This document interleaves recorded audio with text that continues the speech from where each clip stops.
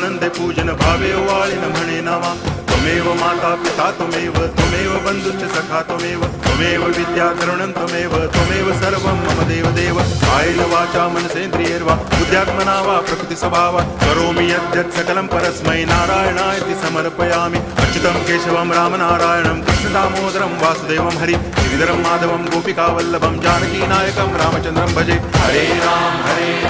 Ram Ram Hare Hare Hare Krishna